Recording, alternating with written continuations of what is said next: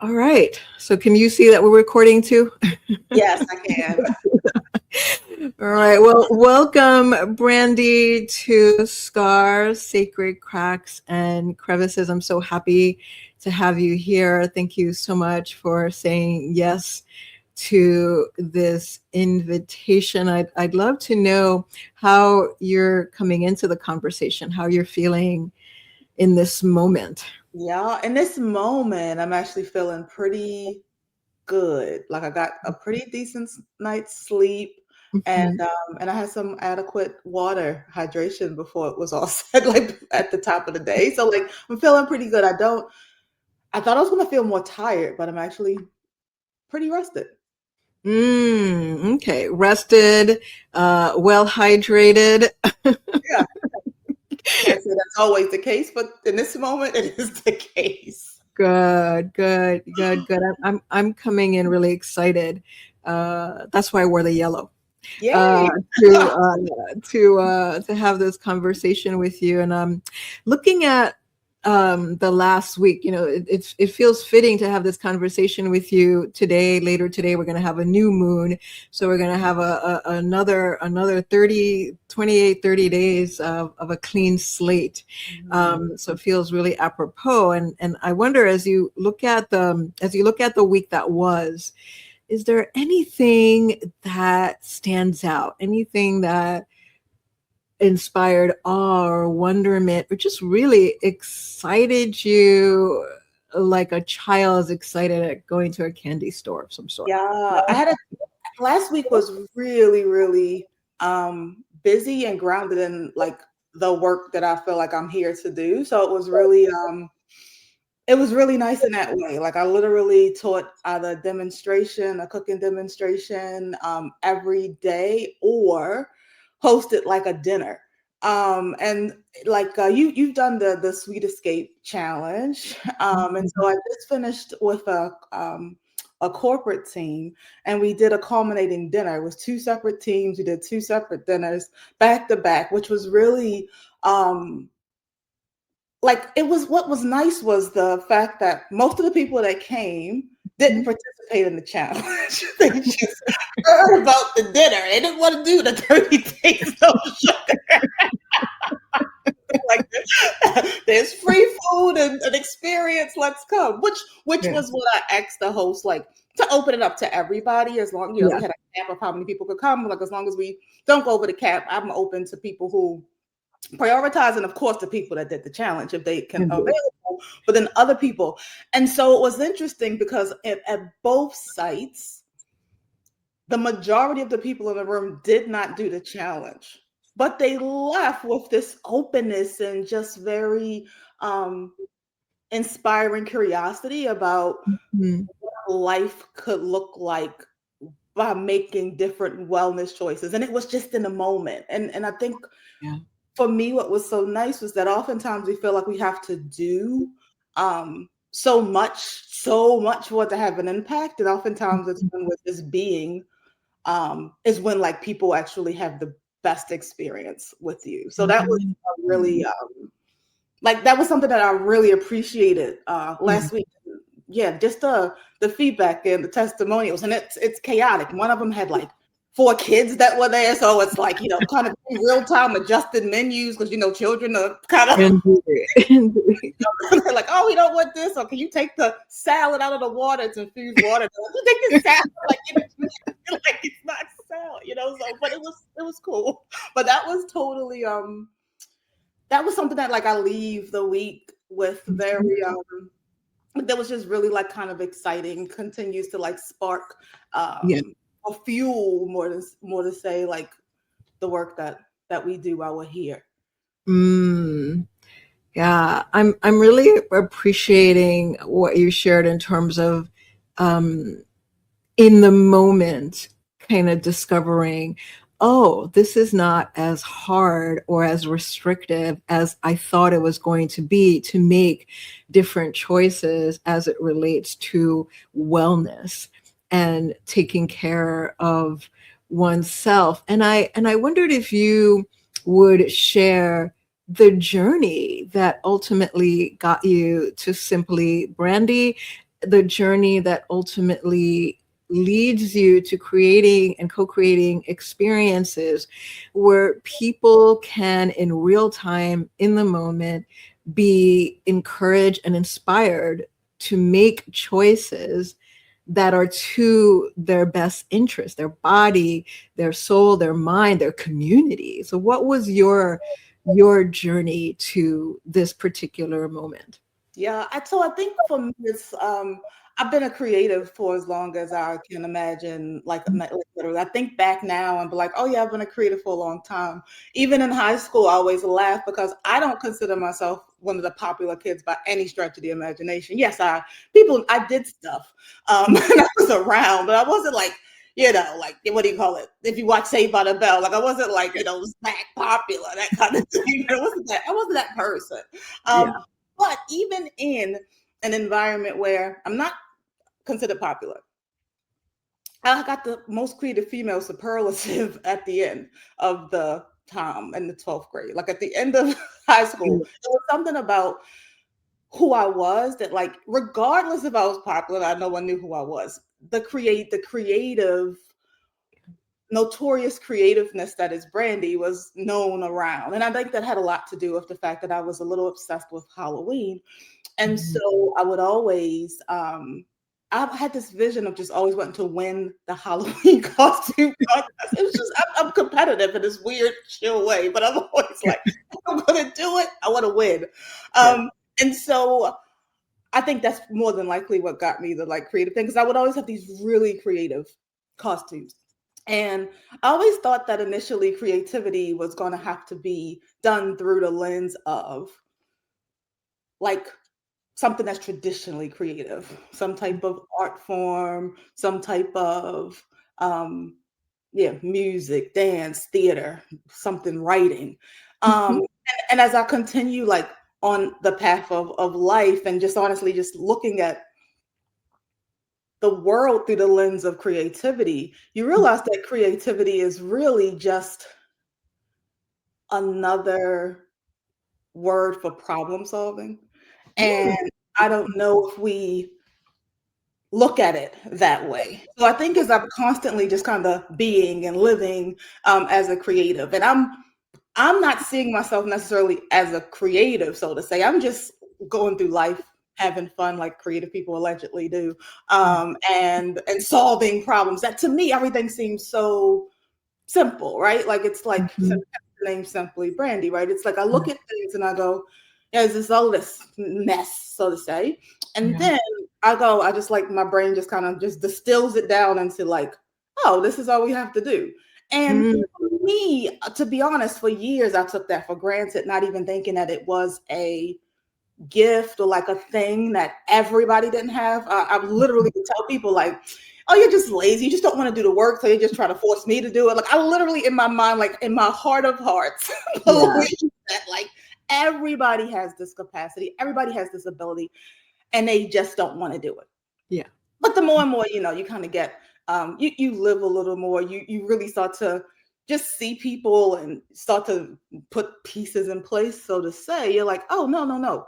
We're all really uniquely designed. And some people have some things, other people have other things. And this thing that I have is really like unique and nuanced, right? And like, I took it kind of for granted, but always on this journey of just like self-evolution and development and figuring out like, not only like what am I supposed to do while I'm here, but how can I do it in a way that feels good? Because we gotta be here. And I don't get to be here. I don't want to say we gotta be here like I'm begrudgingly here. We get to be here. And I love being here. So I want the universe to be really clear about that. We get to be here. And while we're here, it's like there's so many things that we have to do just to maintain living a life that is like not only fulfilling to others, but like fulfilling to us too. Like oftentimes I think we spend so much time, and maybe this could just be personal, like as a person who I feel like is kind of designed as a server.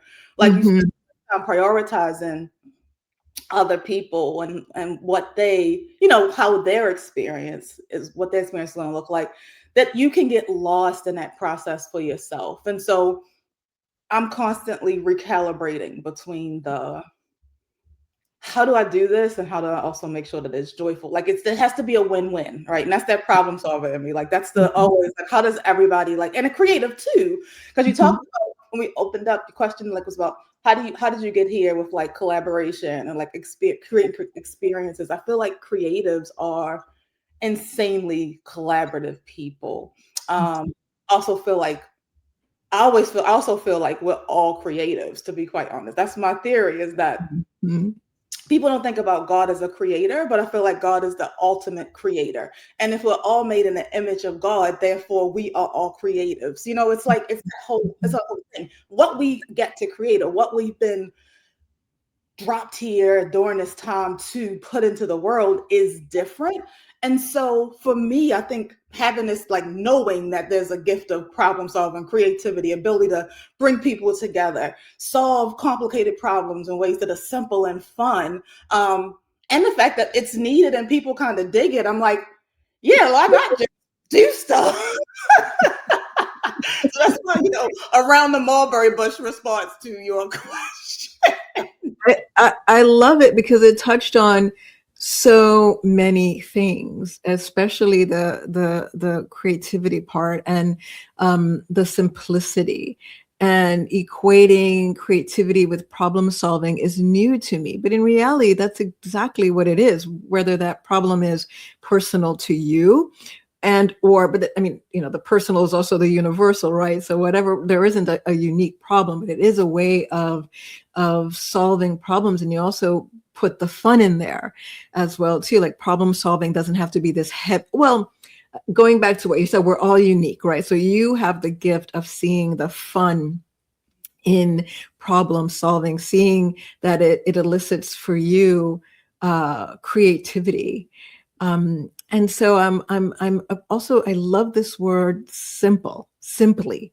It feels like essence. And so simply put, and at your essence, what do you feel Brandy was bought here to be and to do in this moment? Could very well evolve, but in this particular moment in time, what is that? What were you bought here? What were you embodied to do? I think it's to support the extraction of maximum joy. Hmm. Hmm. Say more, please. Yeah. like simple. I'm like, I'm going to keep it succinct.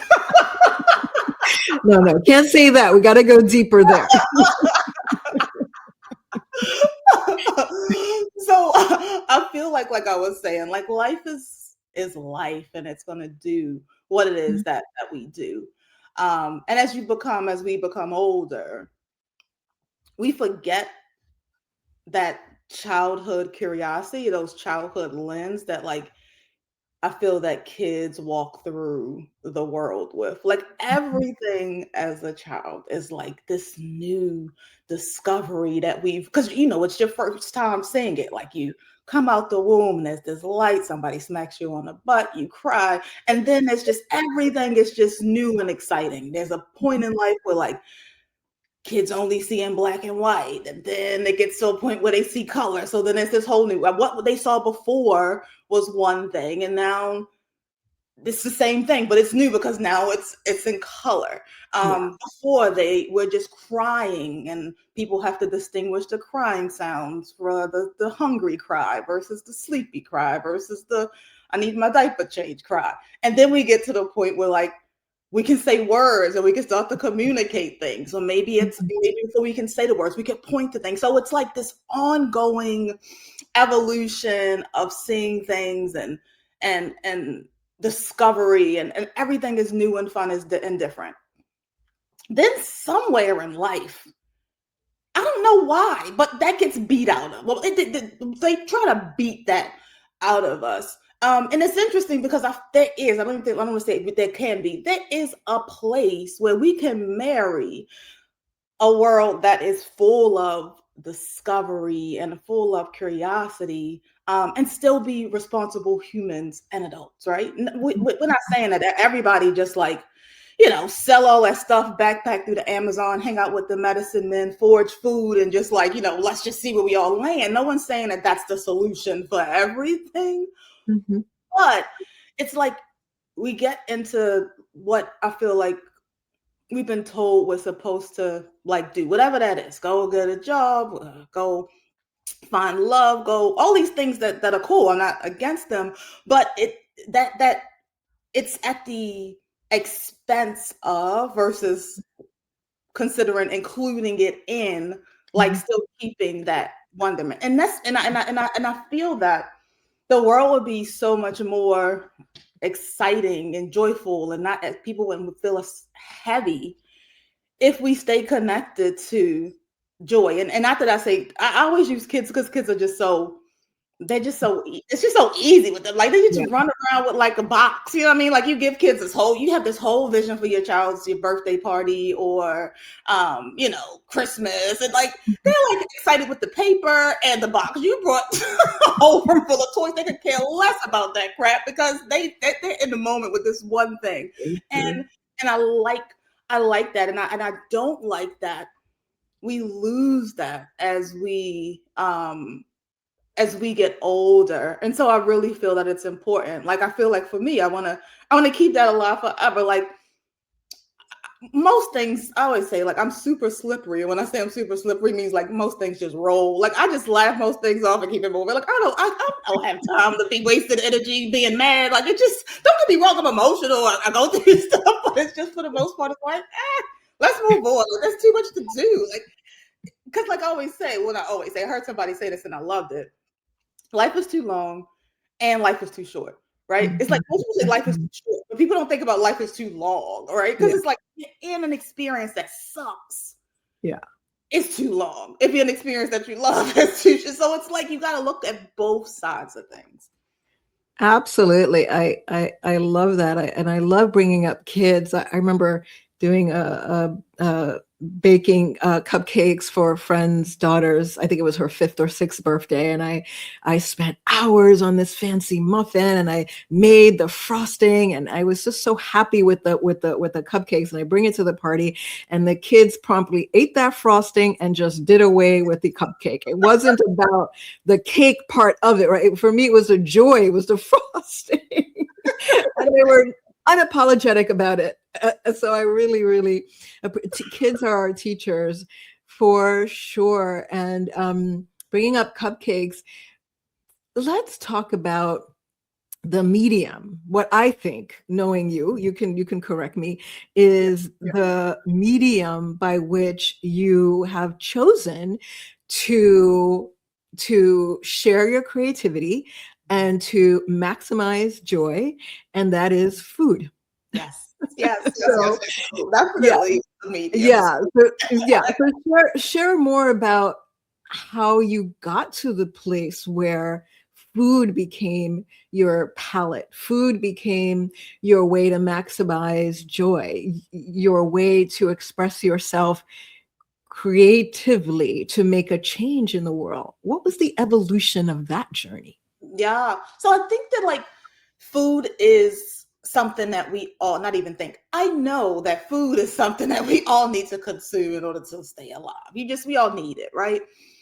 And I live and come from a line of genes that we live a really, really long time. Like in my lifetime, I've had at least one set of great grandparents that like only about 10 years ago, they're not with us any longer. So like most people don't have that many kind of generations available to them.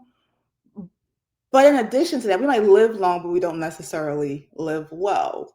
And it really comes down to food. That's the thing that is the reason why that's the experience that people are having a lot of what they call lifestyle diseases. Sometimes they're called degenerative diseases, but lifestyle diseases are more is a more accurate way. And when I say that, just if you don't know, we're talking about things like heart disease, strokes, diabetes, high blood pressure, high cholesterol. Those are lifestyle diseases. And lifestyle, not just thinking about food, because yes, food is definitely one element of lifestyle, but lifestyle is taken about like environment that you live in, how much sleep do you get, how much physical activity, all of those things. The one thing that we do know is that 80% of our quality of life comes down to the things we decide to put in our mouth. And only about 20% of it comes down to the other things. Now, I am a foodie. I grew up, my my granddad had a seafood business, so there was always food. Both of my sets of grandparents grew food in the backyard. We gathered as families and we ate. I mean, I was laughing even as a kid. I had made a decision because I love food, and I would be so excited about these food holidays that I would like kind of fast so that I could eat as much food as I possibly can. And then like to the point that it was so much that I had to open my pants and like lay on the ground. And I felt miserable, but it was like I had to like, kind of be able to fully intake it. And then one year I decided, I said, hold up. I could just like go get another plate. Like I don't have to just like consume food to the point that I'm like laying on the ground. Like, but like my point being, like food is such a big part of life. And because of that, it's like if we gotta eat it, how can we find ways to make it good for you and make it good for you and taste good, right? So those are some things. I'm having this like moment of processing all these informations. So I'm just like slow down because I'm thinking of some things that I want to inject here. So I realized that I have some abilities that to me, like I was saying earlier, to me seem like everybody does this. And then people tell you like, no, this is not a thing that everybody does. And what I'm talking about is just whatever it is that you want food wise, you just ask for it, or you just kind of create it, or you look at something and you go, oh, people go, we don't have any food. And I'm like, I just like, go to friend's house. They were studying, go to friend's house. Like, oh, we don't have any food. And we mean like, we have nothing in here. And it's just like, no, we don't have anything. And I go and I'm just like, oh, that's like a potato, there's an onion, whatever. Your mom got some seasoning. And then like, whatever, I make some home fries. We have food. And people are like, well, how did you do this? Like, who raised you guys? This is basic stuff. Like we're talking potatoes and onions, right? And so I've always been that way. And even to the point where, say, for instance, I go to a restaurant. So growing up, I, ate everything. And so say, for instance, I go to McDonald's, and this is like real. I don't know if the McChicken sandwich still has the same layout, but the McChicken sandwich, and I'm assuming it does because McDonald's is a franchise. They're not changing much from their original design. So we're talking the McChicken sandwich. The McChicken sandwich was a patty, that chicken patty, mayonnaise, and lettuce on a bun. That was it. Okay. I don't like mayonnaise. I feel like lettuce on a bun is a real lazy sandwich, right? So when I go to McDonald's, I would go to McDonald's and be like, oh, I want the McChicken sandwich, take off the mayonnaise, give me a side of barbecue sauce, and also that sweet and sour sauce that's great with the nuggets because I want to mix that on my sandwich, right? Give me some onions, give me some tomato, and that's the sandwich that I want. And I think that's normal to me. Like going into some place and go, this is what I want to eat, and then asking for it and then leaving seems normal. But what I've learned is that it's not, allegedly, because I've also gotten feedback where people say, I've learned from you how you can just kind of go into a store and ask for whatever it is that you want. And I'm like, around food. And I'm just like, that's interesting. So I think I've always had this like connection to food that I didn't even necessarily like it's like an innate kind of thing. Even I was a kid when we would order Chinese food. My mom's she's a purist. Well, she's a little different now, but she definitely was a purist. We were so it's like I just want my also not to my mom also was a very diplomat. She's a very diplomatic household. So it's like, I'm not short order cooking for you guys. So Brandy, I know you like, turkey and cheese sandwich. And I know your brother likes peanut butter and jelly better, but I'm not making both of y'all different sandwiches. So one week you're gonna have to get over it, eat peanut butter and jelly, and then you're gonna have to you're gonna have to eat turkey and cheese. And so it was kind of that thing. And I remember one time I was trying to get her to adjust my peanut butter and jelly sandwich. I did not like peanut butter and jelly. I just was like, can I just get peanut butter on peanut butter sandwich? She refused to give it to me because she told me my mouth will stick together. So I just had to thug my way through this sandwich. So that was the thing. And so just the example of her kind of keeping in line with like everything in line. And so one time we got Chinese food and you get fried rice. And when you get fried rice, you put soy sauce on it. Okay, cool. That sounds cool. But we had some duck sauce too. So I wanted to see what it tastes like with duck sauce. So I take duck sauce, put it onto the rice, and my mom sees me. She literally scrapes off that whole pot of rice with the duck sauce. It's like, no, you don't eat duck sauce. You get one with soy sauce. And so I've always been this person that's just wanting to explore food. And this was initially just the exploration of how do we just eat food that makes sure the food that we want, not realizing that, years later, that this would evolve into how does food become a medium for community, and how does it become a source for people's health, and how does it become an ability to I don't know, do so many things, educate. There's so many things that food can do, to the point that I've come to the point that I don't even think that initially it's just you think it's about the food, but it's really not about the food. It's about what food can do and how I like to prioritize wellness when I think about food, because food is really, people say I like people say food is medicine. I like to say food is a drug. And the reason I like to say food is a drug is because it could be a good drug or it could be a drug. When we think of medicine, we only think of medicine as something that helps us. But when we think of a drug, it opens up both sides of the conversation. And so it's do you want to use this drug in a way that supports you, or do you want to use this drug in a way that is harmful for you? And so my mission or focus is, how do we use this in a way that is good, helpful? And I always find creatives hate boxes, right? Creatives hate boxes. They don't want to ever be put into a box. I personally find a lot of freedom in a box, because I feel like as a creative, there's so many possibilities. There's stuff in all the realms, the dimensions, the spectrums, and coming back to creativity equals problem solving. It's problems are solved when there's an equation that you work with. You have to be within a framework for it to be solved. You can't just randomly please excuse my day on Saturday, right? Order of operation. Order of operation works because we use the order of operation to solve the problem. We can't just arbitrarily decide that I'm going to do subtraction before I do parentheses, and I'm going to see we have a system, right? There's a box. And so I'm what box can I create?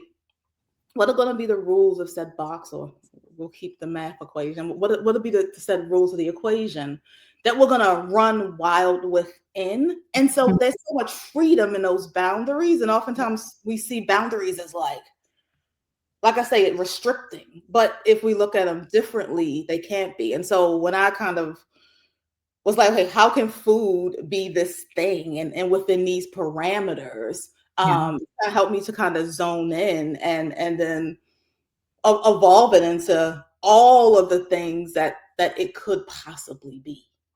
Yeah. I love that so much. And certainly constraints only help creativity, for sure. I'm also thinking about the duck sauce story. Because what I so appreciate about you is your knowledge of flavor and how to extract maximum flavor, because the joy in food for me is the flavor. It's the aroma. Mhm. That's part of it. And typically when we think about wellness or we think about quote unquote healthy food, there is this perception that I'm going to lose the flavor. I'm going to lose the aroma, right? Like there's so much memory that comes with food, and appreciating now, oh, that's where Brandy got it. She got it because she was experimenting, and she continues. You continue to experiment, right? You're just trying a dash here, a dash there, and then you're savoring it.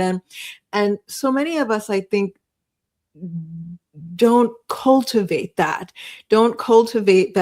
sense of curiosity, that sense of going back to children. Children are not so afraid of quote unquote making mistakes Right. because they learn from it, right? It's like it's play, it's learning. And for you, you are teacher and student. And so I wondered if you might share a recent experience where you experimented and it led to something. Maybe on one hand, it led to something new, and on another hand, it led you to learn something. It could be about food. It could be about any experience in your life where you allowed yourself to go there, to put that duck sauce in the fried rice, if you will. I'll say it's interesting. I allowed myself to experiment in this space of being a ballet fitness teacher. That is a new thing that is constantly. It's new. It's very new. Like I got the certification middle of March, and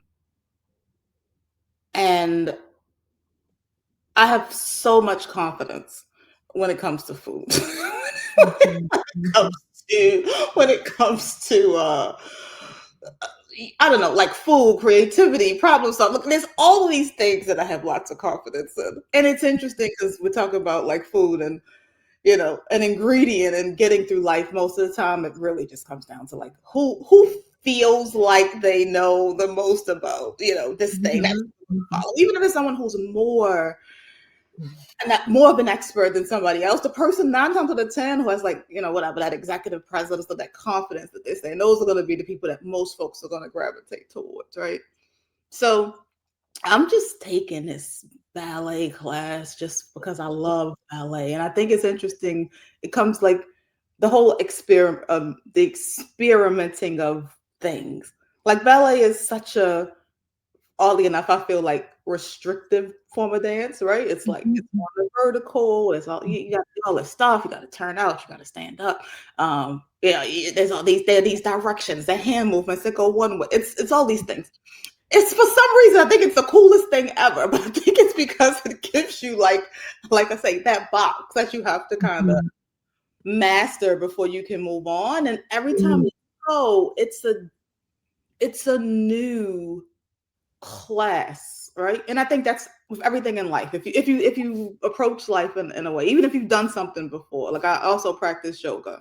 They call it practice intentionally because it's different every day, right? And I go to take this ballet class just because I just like the joy. I'm like, I just want to do, I do for everybody else. I'm make sure that I'm doing for Brand. And my teacher comes up to me one day. She's like, I have to talk to you after class. I'm like, okay. And she's just like, well, they're doing this certification, they're bringing it. This particular style is, or this particular style is big in Europe, and they're bringing it to the States, and we want you to do it. Well, she thinks I should do it. I'm just like, huh? I'm sitting there like, I have horrible turnout. I have the tightest hamstrings ever. I'm just thinking about all of the things that don't work, right?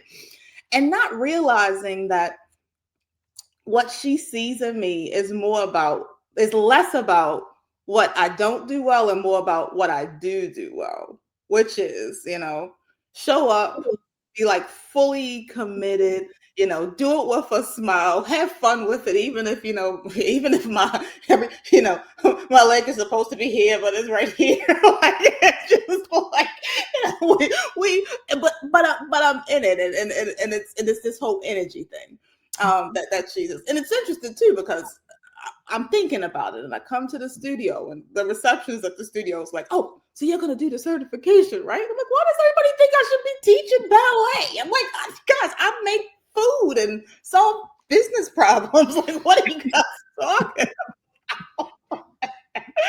And then I ended up kind of sitting with it and deciding, like, all right, I'm gonna do it. I'm just gonna do it, and I did it, and it's something that is it's interesting. I did it. Didn't think I was going to use it. And when I say this, means I'm just do the certification.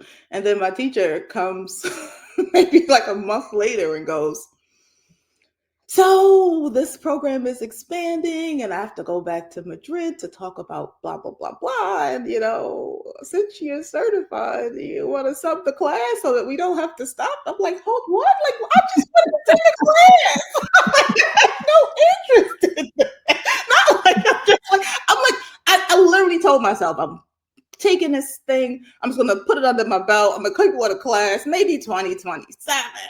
I'll get into some classes. I'm not doing this.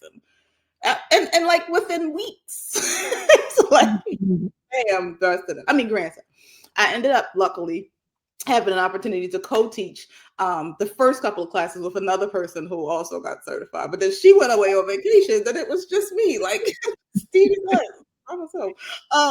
And it was one of those things that it really helped me to kind of get out of my head. Not like in the room, you just kind of what you realize is that I think, again, like when we go back to like the do versus the be, right? If we just be who we are, like that's literally enough. Like we don't have to do much more than that. And I think just me being me, even through some of the classes, I'm like, there's some things that I'm just like, oh right, yeah, when you move to this side, like the first one might be a little awkward, like I kind of laugh it off, everybody else in the class laughs off, and we just gotta keep moving. And just like, okay, cool. Like I'm like, yeah, this transition is even hard for me, y'all. So don't stress about it. So like, but it really taught me about just the number one, it teaches you, at least it's taught me that people are more gracious. People give you more grace than you give yourself if you let them. Mm-hmm. And oftentimes we hold ourselves to standards that nobody even asked us to live up to, right? They just want you to literally just be you. I think that's really what the lesson from this this whole experience has been when we're talking about like something that was challenging, which was just kind of going into this thinking like, what? Because I mean, I love dance, like literally, and I have friends who are like amazing dance, like professional dancers that have done like amazing things, and like I'm like in awe of them. No, yes, am I musically inclined? Yes. Do I understand? Am I very rhythmic? Can I follow steps? Can I get choreography? Yes. Is the Alvin Ailey Dance Company coming to ask Brandy to be a guest dancer? Absolutely not. You know what I mean? Like, it's cool though. Like, that's not why I'm here. That's fine. But I think like being in a world where you don't have to perform at, I don't have to be the pinnacle of dance in order for me to offer some value to this space is what I kind of got from this experience. And I've been kind of applying that, like this moment has helped me to even think through some of the things that I do, and how can I like simplify them, and how can I start to give myself even more grace around certain things.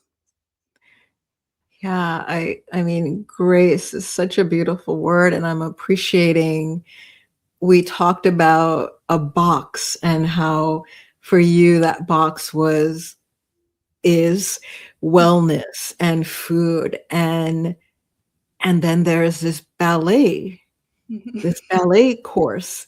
And I'd love to delve a little deeper because I feel like it's really important in the times that we're in now, where your teacher plants this seed in you about the certification. And at first you're thinking, whoa, I'm just here to self-care and give myself grace. And I didn't come in here with the intentionality of being certified. I'm just here. Talk to me about what made you say yes. If you can recall what the feeling was, what the thought process that finally said, I'm going to say yes. And especially, Brandy, from the perspective of we all have our boxes that we place ourselves in, right? I'm in the food box, I'm in the wellness box, I'm in this box, that box.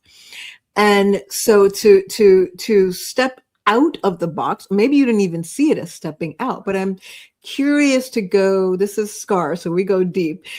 Curious to go deep into what led you to say yes. Do you remember that exact moment? Do you remember the exact feeling, the exact words that you said to yourself to get you to the yes? Because you didn't immediately say yes. It was a journey. Can you tell me a little bit about that journey? What that looked like? Yeah, I literally, like, I have this really consistent like morning meditation practice. Because I feel like it's the only part of my day that I can ever fully control. And it's also my opportunity to be grateful that I got to come back.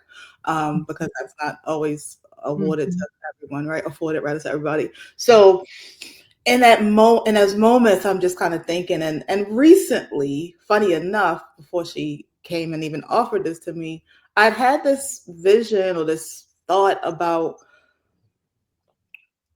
I really want to do something that kind of gets like my body and mind into this very like regimented, like kind of intense thing. I don't, I'm this, I would say I'm a like a walking oxymoron. Like I have this like very chill part of me, but then I'm like super aggressive sometimes and competitive. But I don't know, I go through these seasons of flow. And when I go into them, I'm just like really in them. And so I'm thinking, like, I want something that's gonna kind of consistently kind of get me, you know, wow, maybe I want to improve my turnout. And I wasn't thinking just about dance. I was just thinking about being stronger. So like Mhm. keeping Mhm. muscles, get my core better, getting my arm strength better. And then a couple of days later, like this comes. So then I'm just like, is this the thing? Because she says, like, I'm gonna train, like pretty much I'm gonna train you to be ready for the certification. Because I'm not I've danced growing up off and on, but I'm not a professionally like trained dancer, because I'm just like, wow, okay, let me teach a dance Mhm. class. And so I remember just sitting down one morning when I was going through this process and was like, oh, like, maybe this was the thing. Like, literally, I was like, maybe this was the thing that I asked for as it relates to this thing to keep me like strong, and that I have to be like intense. And I was just like, why not? Like, literally, it was one of those moments where it was just like, I mean, why not? And I think I said why not because in my brain, I also think what was said after more than likely was, I'll just get the certification and I don't even think I'm going to use it.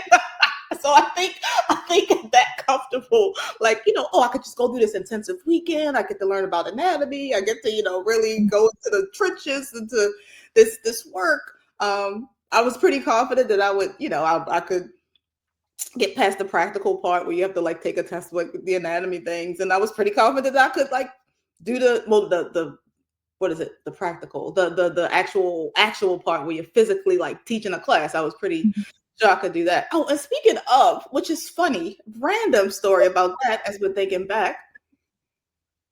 The Friday before the certification, which was an insane 2-day, 10-hour experience. And the other people who went through me, we still laugh about how crazy that experience was. Insane. Um, Like, I'm surprised I made it to class the next, like, I think that Tuesday. Like, I was late, like, by like 10 minutes. They were like, I'm like, Brady, I'm like, I'm coming. But anyway, that weekend, I had literally lost my voice. Like I had Mm. no voice. It was the most interesting thing. And that Friday, I was having this weird, like, I was at this networking thing. I couldn't, my voice was just like, it was hard to talk. All right. Mhm. And by the time Saturday came, it was like done. And what's interesting is like, there was no pain, meaning like, I wasn't like, it wasn't hurting when I was talking. I just couldn't talk. I wasn't at that time. Eventually, I ended up coughing up a bunch of congestion. But at that time, there was like no congestion. So I had like no idea. Like, how did we get here? Like, I literally can't speak. And I was at the, they had like a because this is based in Europe, since it's been Spain. And we kind of laughed because they did a party before the training. We're like, why are we celebrating the night before we have to get up and go dance for 2 days? So as we're, walking around and networking, like one of my friends was like, Brandy, like, when did you become so soft spoken and shy? I'm like, no, I'm not. This is not like I'm not shy. I just don't have a voice. But it was like it was gone. So by the time, like that whole weekend, it was like introduce yourself. Everybody had to like come close to me to like hear, because I couldn't, it was like nothing there. And even to teach the class, it was like turn the music down and like Randy speak. And as I'm talking through this, I'm like, oh, maybe this was a reminder of like, because I couldn't use my voice, of like the power of like having another medium, which is like your movement in times when something else might not be afforded to you. But also thinking about that, like, this is a literal like no voice or use movement, but just in general in life, it's like when one thing goes, or something you think like, oh, this particular path isn't going to work, it's like, what else exists in your like toolkit or in your like vicinity that you can kind of pull on to still get done what you need to get done.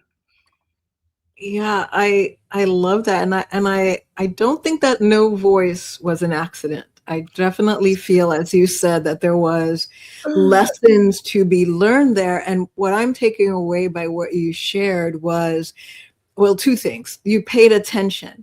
So before that offer was even made for the training, during your morning meditation, your morning practice, you already had planted a seed, or this is something I need for my body.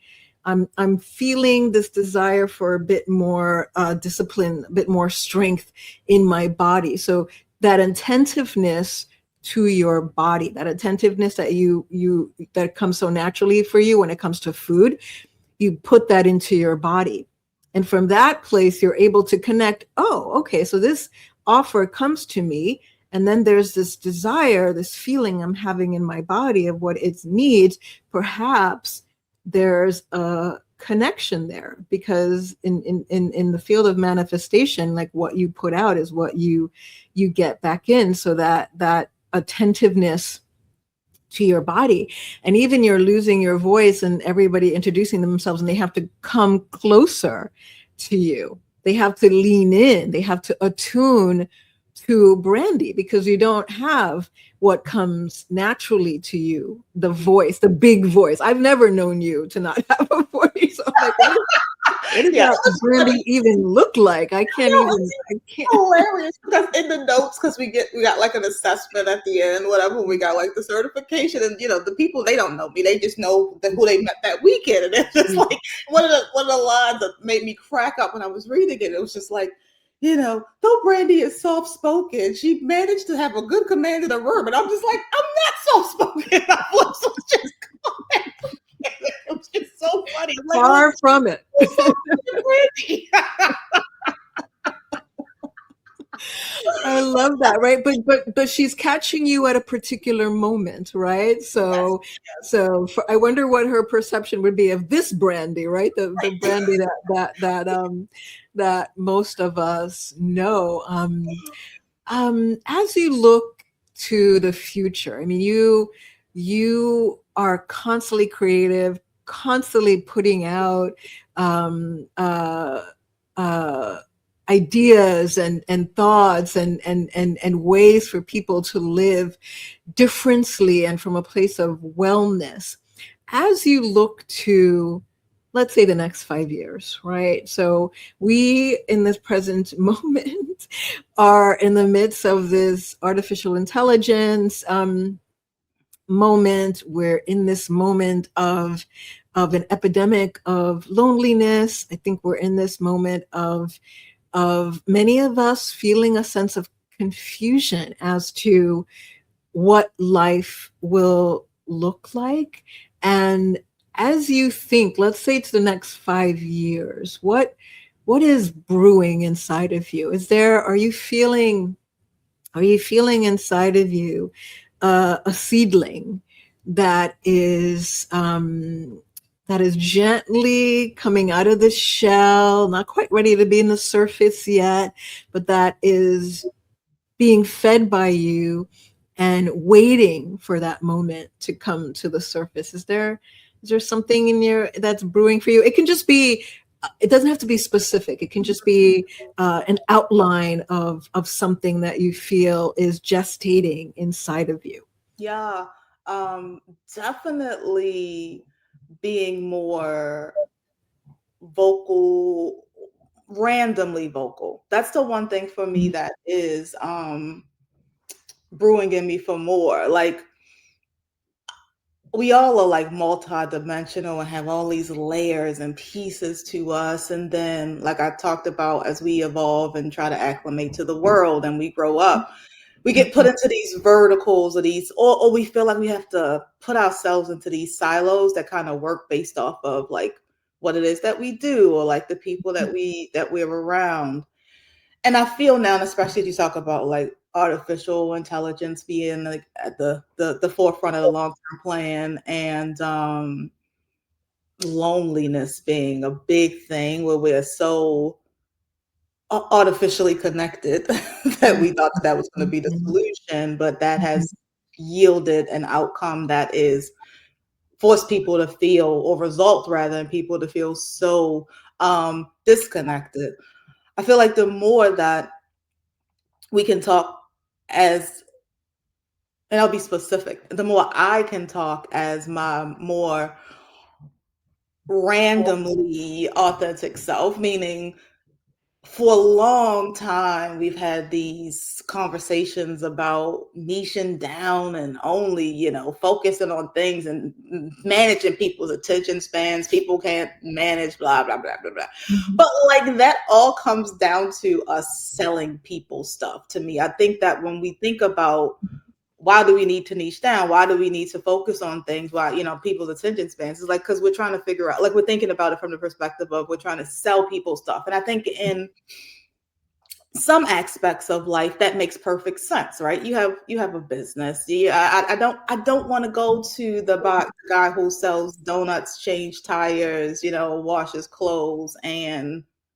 I don't know, does tap dancing lessons. I'm probably not going to go to that place, right? Totally. But so in business makes perfect sense. But I think we have to remember, even though we live in a world now where we get to see so much of people's curated lives, that's not necessarily who people are. That's not who people are. That's not who we're meant to be. That's not what drives like a healthy expression of humanity. And what makes humanity and just life so rich and interesting is that we all come from different places. We're all interested in different things. We all don't feel and think the same way just because we come from a different group. We all have the permission to evolve our position on something once we get insight from something else. And I want to create spaces where people come together in real life more. Like, these experiences, people come together in real life more because those experiences aren't curated. I don't think folks even realize that the things that we see in a digital space are literally curated based off of the data that they have collected on us to put us into like these funnels of information, and that stops us from being able to be the best expression of ourselves all the time, and also for us to offer like maybe the most like value and insight to a situation, or also feel comfortable saying like I don't know, and continuing to pique like curiosity from folks around you who aren't just thinking exactly like you think you want to think because you have been programmed to believe that's where you want to think. And I want to get, and I feel that my 100% prediction is that because artificial intelligence will continue to get better and better and better as it especially as it relates to visual deception, audible deception, because there's a lot of data points to be able to create these, these fake things that appear real. The only way we prove reality is to live within reality, is to be amongst people without technology in between us. And that gets us back to number one, depending on each other as community, because that's really like how we're designed. We're designed as communal people. That's the best way. But that's like we all are different to force us to come together. Like that's literally the design, right?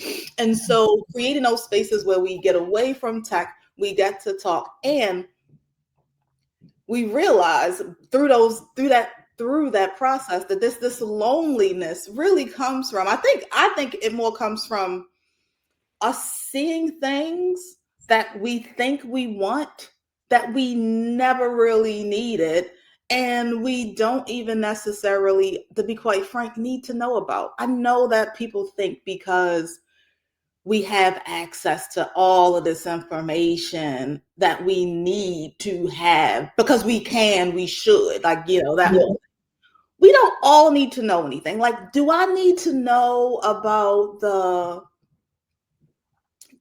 billionaire heiress who had a 8-day wedding in Bangladesh or something like that, that had this insane, wedding? And do I need to know that? Because now that I know this, in the crazy world that we live in and that we've created, now I believe I need to do this, right? So now this becomes my new standard. Before, you were totally cool just getting married at the church down the street, going to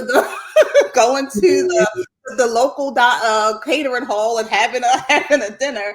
And but now, because we have all this information, we're processing so much stuff that we don't need to know, that we're not even living in our present reality and taking time with like really, like you say, feeding this loneliness. It's weird. There's so many people lonely, but no one's kind of coming together. We have this tool that connects us, which is great. I don't want to sound like the tool of, number one, the tool, and I'm very intentional about saying the tool of AI. The tool of AI is an amazing tool, but let's remember that it is just that. But also the platform that is like the internet and social media that connects us to all this more like global access to information. That stuff is cool.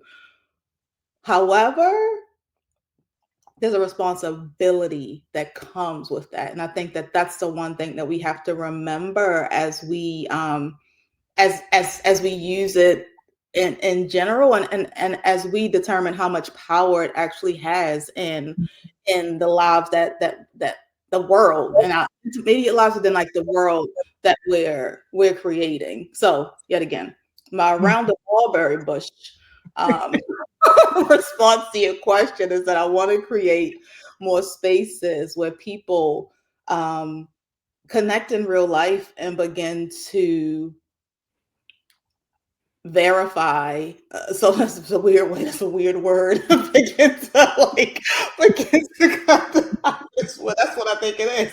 Verify that like this is real. Like in person is real. And I'm not saying you can't I've met people online. I've written a book with somebody. We always laugh about it. That I've seen her virtually more than I've seen her in real life. Like, so I'm not saying that you can't make connections with people online, and these tools aren't incredible, but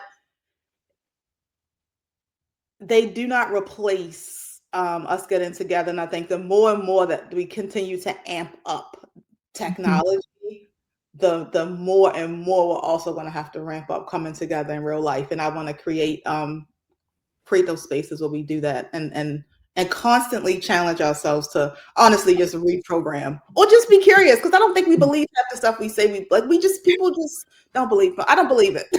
Don't believe that people believe half some things that they believe.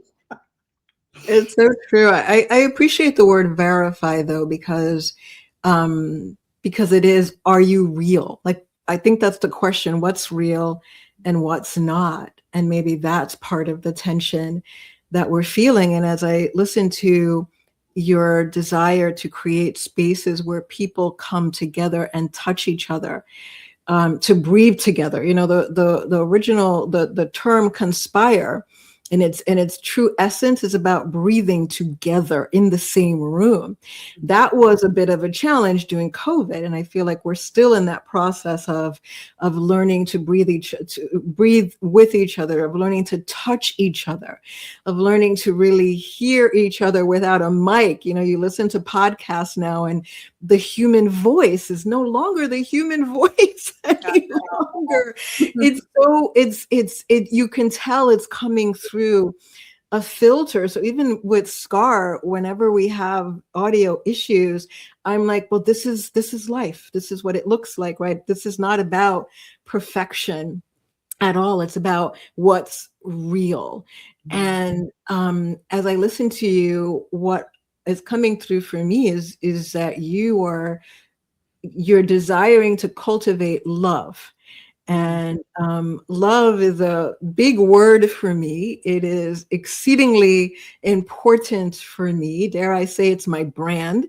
And so I wonder if you can share, when you hear the word love in this moment, what's coming up for you?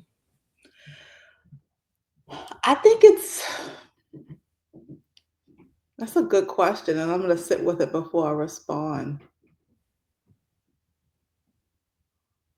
When I hear love, I think I go back to that word kind of grace that we talked about a little bit earlier. And I think it comes back to the word joy. I think it's those things that feel good, but also